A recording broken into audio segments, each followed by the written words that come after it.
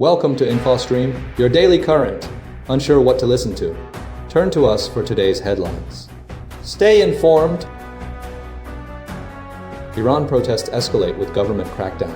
Trump's Venezuela oil plan faces doubt. Trump's Greenland interest raises global worries. U.S. pressures Cuba to negotiate under sanctions. Rubio's role shapes Venezuela's political history. Venezuela's minerals remain largely untapped. Trump's foreign policy style draws criticism. U.S. military strikes ISIS in Syria. Aleppo ceasefire leads to Kurdish withdrawal. Energy costs rise, straining the economy. U.S. seizes oil ships as part of Venezuela's strategy. Wall Street is portrayed as the antagonist in Trump's housing plan. FTSE 100 reaches a record high. AI transformation is reshaping organizations. Bobi Wine challenges Museveni in Uganda's election. Iran protests intensify amid crackdown and international response. And widespread protests continue to engulf Iran, fueled by economic hardship and demands for regime change, marking the largest challenge to the clerical government in years. Over 78 protesters have been killed and more than 2,600 arrested across over 180 cities, according to human rights groups. The demonstrations, sparked by inflation and economic woes, have spread nationwide, with reports of immense crowds and a palpable sense of hope among participants. Security forces have responded with significant force, utilizing military rifles and resulting in numerous casualties, including at least 7 minors. Hospitals are overwhelmed with the influx of injured individuals, creating scenes of chaos and fear. Patients are reportedly hesitant to seek treatment or provide their identities for fear of repercussions. The Iranian government, led by Supreme Leader Ayatollah Ali Khamenei, has blamed the United States and Israel for instigating the unrest, accusing them of fueling subversive acts. The U.S. government, under President Donald Trump, has expressed support for the Iranian people, stating readiness to assist, though without detailing specific actions.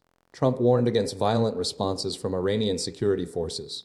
Simultaneously, the U.S. has threatened military action if the situation escalates. A significant factor exacerbating the situation is the ongoing internet shutdown imposed by the Iranian government, which has lasted over 60 hours. This blackout, according to a watchdog group, is failing to suppress the protests. Despite the communication challenges, the demonstrations persist, highlighting the deep-seated discontent within Iranian society. International condemnation of the violence and calls for respect for human rights are growing. The U.S. Secretary of State Marco Rubio has stated U.S. support for the country's people. The situation remains highly volatile, with the potential for further escalation and significant international repercussions. The ongoing struggle between protesters and security forces underscores the critical juncture in Iran's political landscape. Trump's $100 billion oil plan for Venezuela faces skepticism. President Donald Trump has unveiled a plan to secure at least $100 billion in oil industry spending for Venezuela, following the January 3rd military operation that ousted Nicolas Maduro. However, major U.S. oil companies expressed significant reservations, citing the need for substantial changes before investment becomes feasible.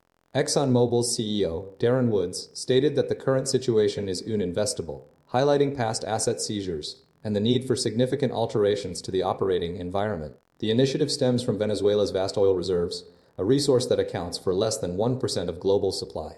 Despite this potential, production has declined dramatically over recent decades due to disinvestment, mismanagement, and U.S. sanctions. The U.S. aims to leverage this resource to potentially lower energy prices domestically. Trump intends to selectively roll back sanctions, coordinating with the interim government led by Delcy Rodriguez. The U.S. seeks to control the sales process, depositing funds into U.S.-controlled accounts to maintain leverage. The operation itself resulted in the seizure of several oil tankers carrying sanctioned crude.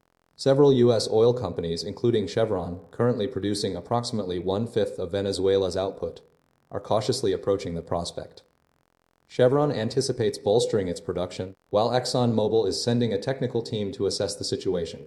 Repsol, producing around 45,000 barrels per day, sees a path to tripling its output over the next few years under favorable conditions. Executives emphasize the need for substantial changes before investment can proceed, reflecting concerns about operational risks and the existing political instability. U.S. officials acknowledge the complexity of the situation and the need for careful planning. The U.S. is positioning itself as the primary buyer of Venezuelan oil, seeking to regain control of a strategically important resource. The plan hinges on the ability to restore production and manage the associated risks, with significant challenges anticipated. The U.S. government is actively pursuing this strategy to exert influence and potentially reshape the global energy landscape. Trump's Greenland ambitions spark international concern, Recent statements by U.S. President Donald Trump regarding the acquisition of Greenland have ignited international concern, particularly from Denmark and NATO allies. Trump's assertion that the U.S. doesn't want them as a neighbor in Greenland and his criticism of existing agreements have fueled anxieties about a potential military takeover.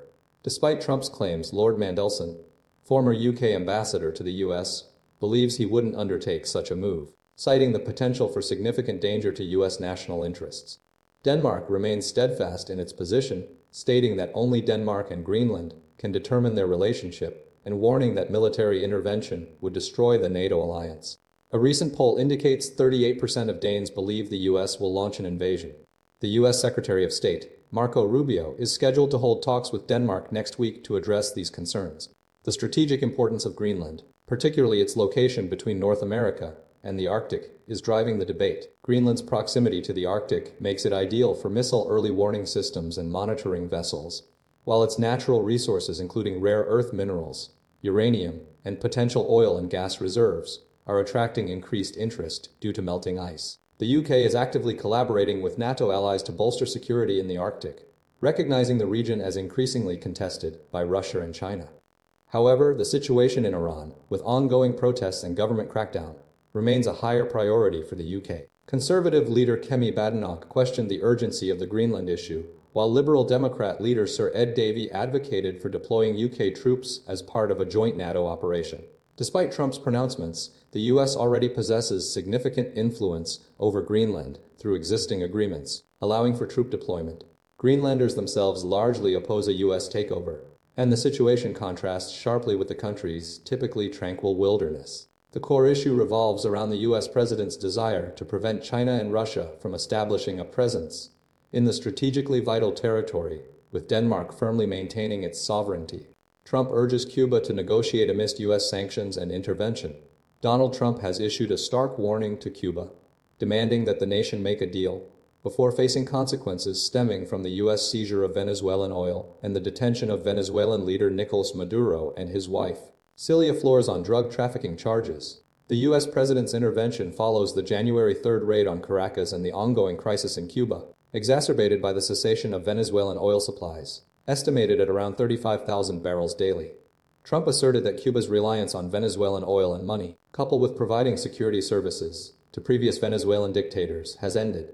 He declared that there will be no more oil or money going to Cuba, zero, and urged immediate negotiation. Cuba's foreign minister, Bruno Rodriguez, vehemently defended the nation's right to import fuel without interference or subordination to the unilateral coercive measures of the United States, emphasizing Cuba's independence and resistance to blackmail or military coercion. The U.S. administration's tactic of seizing sanctioned Venezuelan oil tankers has intensified Cuba's fuel and electricity crisis. Notably, a fifth oil tanker carrying sanctioned Venezuelan oil was seized on Friday. Furthermore, Trump referenced the 32 Cuban nationals reportedly killed during the U.S. operation in Caracas, portraying the situation as a liberation from thugs and extortionists. U.S. Secretary of State Marco Rubio expressed concern for Cuba's leaders, suggesting they are in a lot of trouble. Trump, a Cuban American, playfully echoed Rubio's potential candidacy for the Cuban presidency. The U.S. maintains its position as the most powerful military in the world, offering Venezuela protection. Cuba, however, remains resolute in its stance against U.S. sanctions and demands for negotiation. The situation highlights a significant geopolitical tension, with implications for both nations and the broader region. Marco Rubio's capture of Maduro, a childhood shaped by exile politics. The enduring influence of Marco Rubio's childhood, steeped in Cuban exile politics, played a central role in shaping the U.S. military's successful capture of Venezuelan President Nicolas Maduro. Rubio's formative years, spent listening to stories of Cuban heroes and dreaming of overthrowing Fidel Castro, directly informed his approach to foreign policy. This legacy, rooted in Miami's vibrant Cuban-American community, profoundly impacted his career and his strategic thinking. Rubio's childhood fascination with Cuban resistance, fueled by his grandfather's recollections, ultimately translated into a determined effort to destabilize Maduro's regime. This ambition was a defining element in his rise through the Florida political landscape and subsequently his role as Secretary of State and National Security Advisor under President Donald Trump. The capture of Maduro followed decades of escalating tensions fueled by the exiles' deep-seated fear of socialism and their desire for a free Cuba. This sentiment manifested in a continuous stream of advocacy for regime change, particularly during the Trump administration, where Rubio served as a key figure in confronting Venezuela's socialist government. The crisis in Venezuela led to a massive refugee exodus, with nearly 8 million people fleeing the country, many of whom resettled in South Florida, including a significant number in Rubio's home state. This influx of Venezuelan refugees further solidified the community's resolve and strengthened the political influence of Cuban Americans, particularly within the Republican Party. Despite setbacks, such as the failure to fully oust Maduro during Trump's first term, Rubio continued to advocate for regime change, focusing on disrupting drug trafficking and countering Russian and Chinese influence in the region. His strategic recalibration, prioritizing these objectives, allowed him to maintain a prominent role within the Biden administration, where he leverages his deep understanding of Latin American dynamics. Recent developments, including President Biden's administration's decision to end temporary protected status for Venezuelan refugees, highlight the ongoing complexities and the continued influence of Rubio's long-held convictions. The prospect of future intervention in Cuba, fueled by Rubio's perspective, remains a significant factor in the evolving geopolitical landscape of the Western Hemisphere. Venezuela's untapped mineral potential amidst geopolitical tensions. The United States is exploring the potential of Venezuela's vast natural resources, particularly its mineral wealth, driven by national security concerns and a desire to diversify supply chains. While oil remains a significant factor, the country possesses substantial deposits of critical minerals and rare earth elements, though realizing this potential faces considerable challenges. The U.S. Geological Survey identifies 60 critical minerals, including aluminum, cobalt, copper, lead, and nickel, alongside 15 rare earth elements like cerium and neodymium. These elements are vital for technologies ranging from smartphones and batteries to military equipment. Despite the acknowledged potential, Venezuela's mineral sector is hampered by several factors. Decades of political instability under Hugo Chavez and Nicolas Maduro have resulted in a lack of geological data and investment. The Orinoco mining arc, established in 2016, has been plagued by illicit mining activities, alongside organized crime and a volatile policy environment. Furthermore, Venezuela's mineral extraction is heavily reliant on China, which dominates global rare earths refining, accounting for over 90% of the market due to government subsidies and relaxed regulations. This dependence creates a significant geopolitical vulnerability for the United States. The extraction and processing of these minerals are complex and time-consuming, with domestic projects requiring years to develop. While Venezuela holds deposits of minerals like coltandites containing tantalum, niobium, aluminum, and gallium, its infrastructure and skilled labor shortages present substantial obstacles. Experts believe Venezuela is unlikely to play a significant role in the critical minerals sector for at least a decade. Despite the potential, the current conditions within Venezuela significantly impede its ability to contribute to global supply chains. The U.S. administration recognizes this challenge while acknowledging the strategic importance of securing access to these resources. Trump increasingly exhibits king-like foreign policy tendencies. Recent reporting highlights a concerning shift in President Donald Trump's approach to foreign policy, characterized by increasingly autocratic tendencies and a disregard for established legal and international constraints. The core of this shift centers on a worldview where Trump perceives himself as possessing unchecked authority, mirroring a king-like style. This has manifested through a series of actions, notably including intervention in Venezuela and the ousting of Nicolas Maduro. Central to this trend is Trump's assertion that only he can prevent his actions, stating nothing could stand in my way except myself. This sentiment is supported by advisors like Stephen Miller, who argues for a real world that is governed by strength, that is governed by force, that is governed by power. The administration's justification for the Venezuela operation relies on a controversial 1980s Justice Department legal opinion, granting the president the power to send the military into a foreign country to pursue indicted individuals. This approach extends beyond Venezuela, with the administration suggesting the authority to kill suspected drug traffickers on the high seas without judicial review. Following a Senate vote to restrict Trump's actions in Venezuela, Vice President J.D. Vance dismissed the War Powers Resolution as fake and unconstitutional. The administration's posture is to disregard any potential illegality if it originates from Trump. Notably, Trump has repeatedly floated illegal orders, including advocating for torture and killing terrorists' families during his 2016 campaign. The administration now insists that it's unthinkable that Trump would issue such orders. An executive action sidelined the Justice Department's Office of Legal Counsel, prioritizing the president and attorney general's opinions on legal matters. Advisors have stated that it is not a soldier's place to evaluate the legality of Trump's orders. Trump has consistently pushed the boundaries of his authority, including claiming the right to do whatever I want as president. These actions challenge the courts and represent a significant departure from traditional presidential norms. The administration's stance underscores a fundamental belief that Trump's will is paramount, regardless of legal or international considerations. U.S. carries out extensive strikes against ISIS in Syria as part of ongoing retaliation. The United States military launched a significant series of strikes against Islamic State group targets in Syria on Saturday as part of Operation Hockey Strike, a continuing retaliatory campaign. These strikes, coordinated by U.S. Central Command TCEQUAM alongside partner forces, were directly triggered by a deadly attack on U.S. forces in Palmyra, Syria, 6 days prior. The attack resulted in the deaths of 2 U.S. soldiers, Sergeant Edgar Brian Torres Tuver of Des Moines, Iowa, and Sergeant William Nathaniel Howard of Marshalltown, Iowa, along with a U.S. civilian interpreter. 3 other Iowa National Guard members were injured in the assault.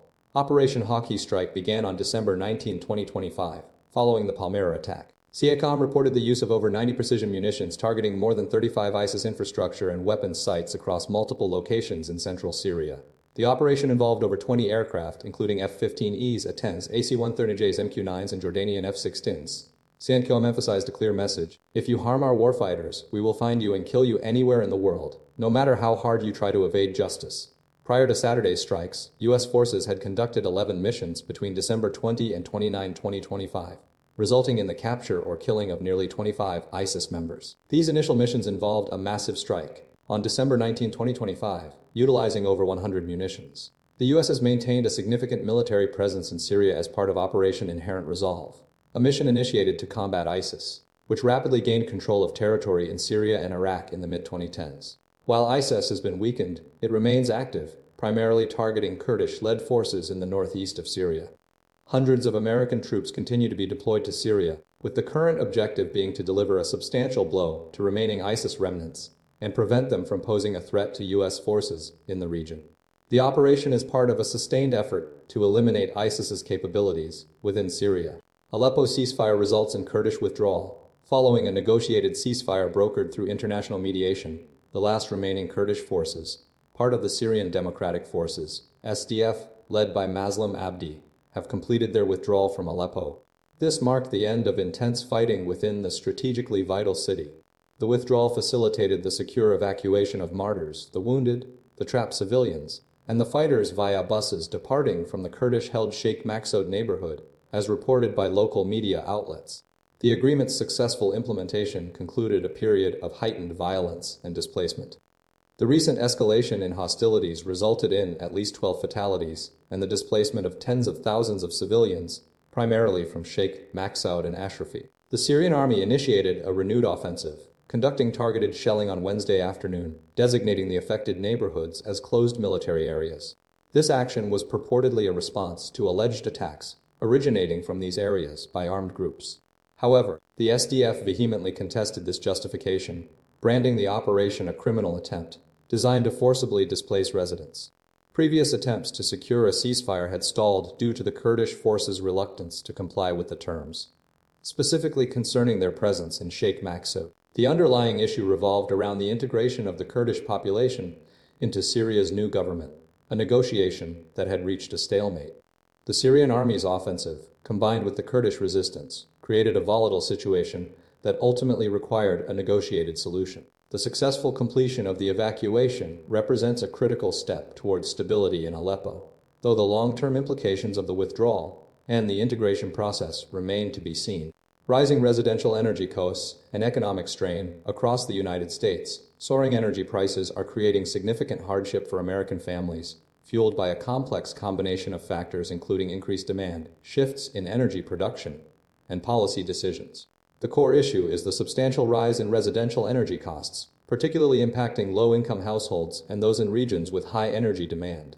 Several states, including those in the Northeast and increasingly, states like North Carolina, are experiencing substantial increases, with projections for winter heating costs jumping by as much as 9.2%.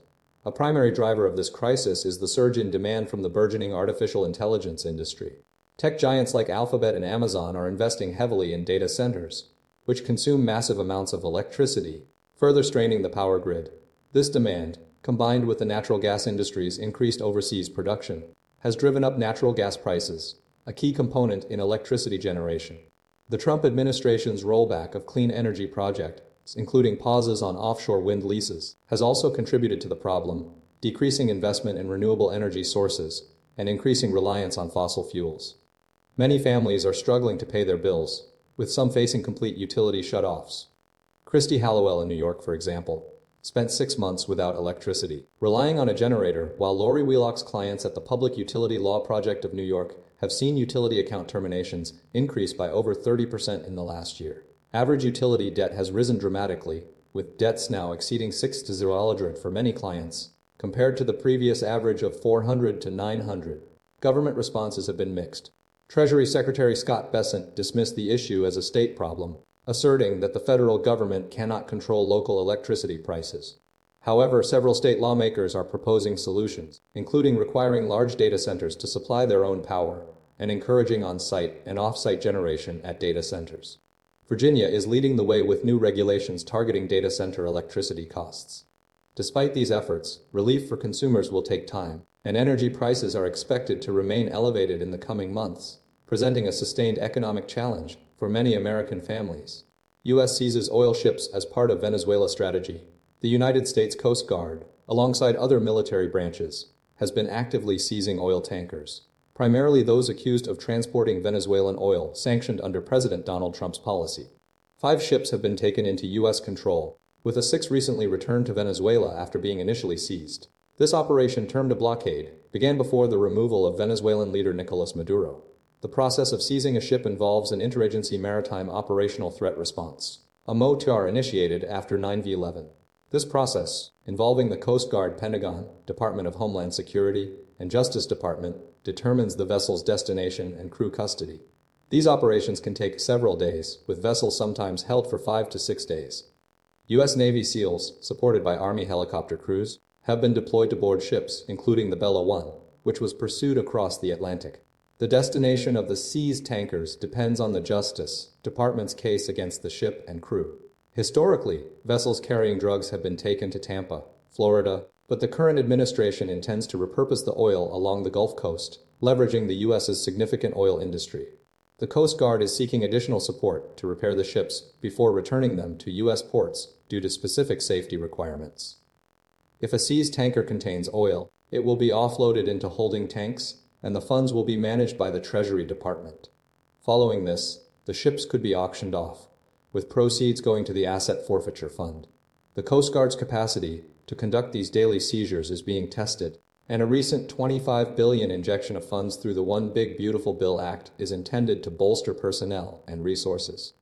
This influx of funding acknowledges the challenges posed by the scale of these operations, highlighting the involvement of other military components. The administration's strategy involves utilizing seized vessels and their oil reserves as part of its broader policy toward Venezuela.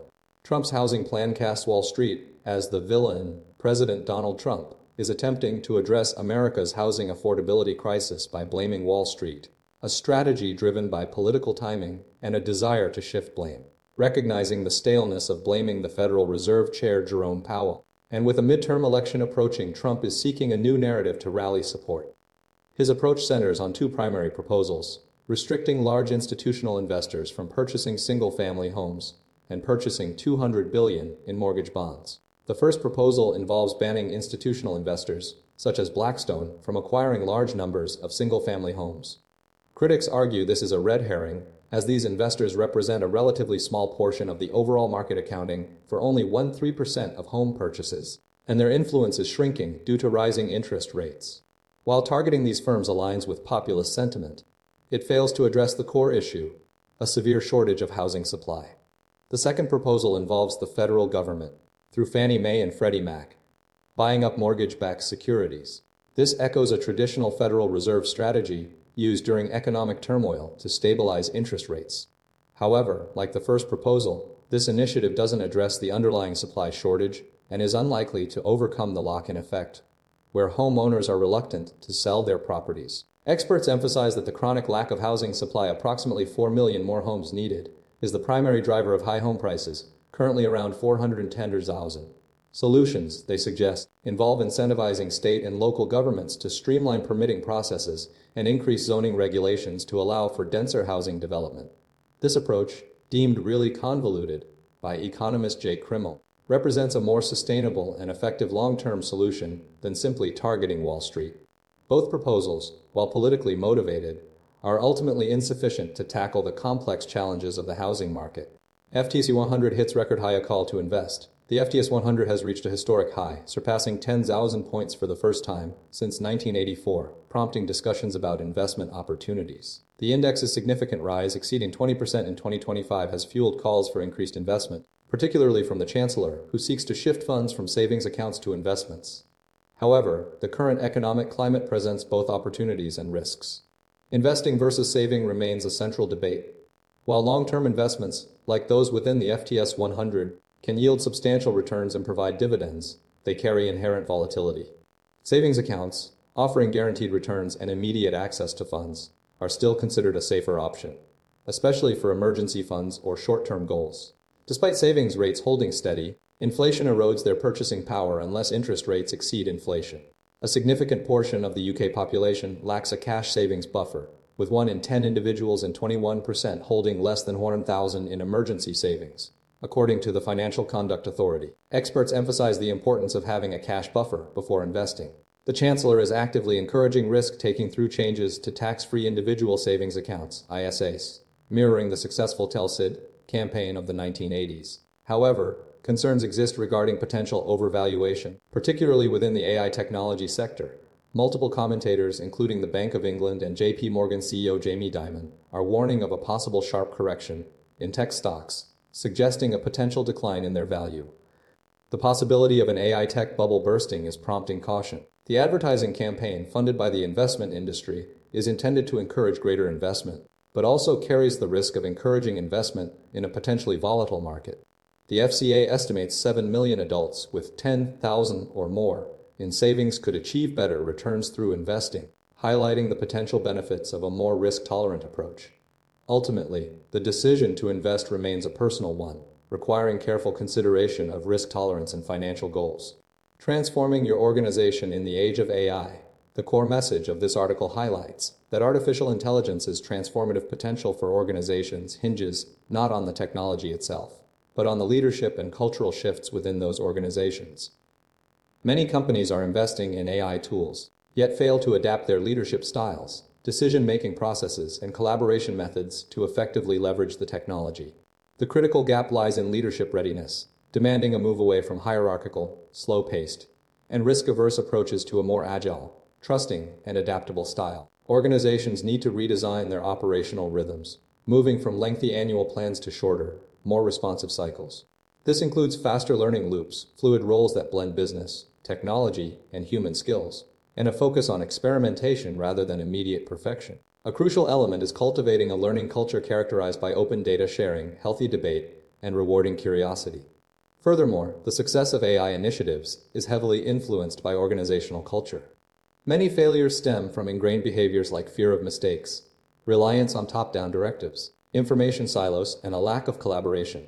Organizations must foster environments where employees feel safe to challenge assumptions and embrace innovation.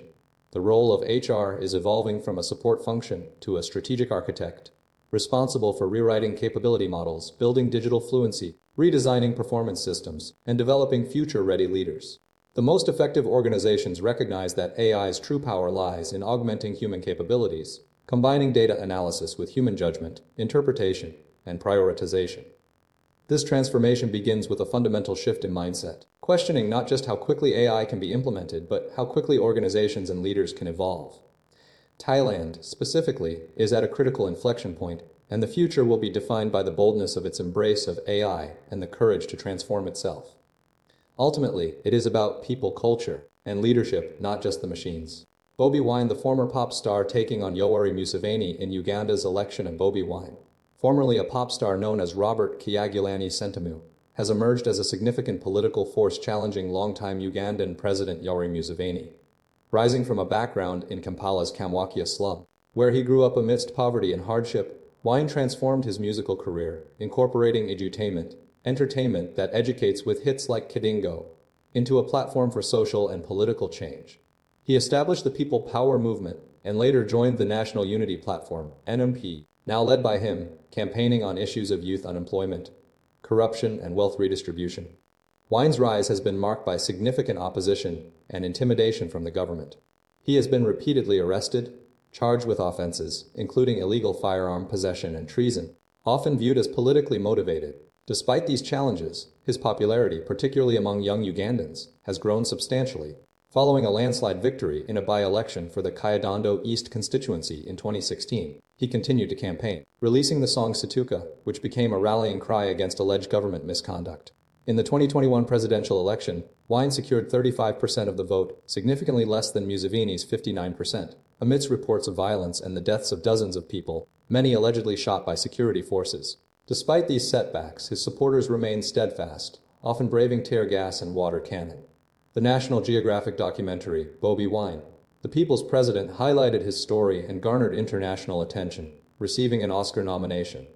Despite his Hollywood recognition, Wine's core political message has remained consistent, emphasizing the need for a civilian-led government in Uganda, believing the country is ready for a change. He continues to campaign with a focus on liberation and freedom, urging citizens to participate in the electoral process. Concerns remain about his lack of military or ministerial experience, given the significant influence of the military in Ugandan politics.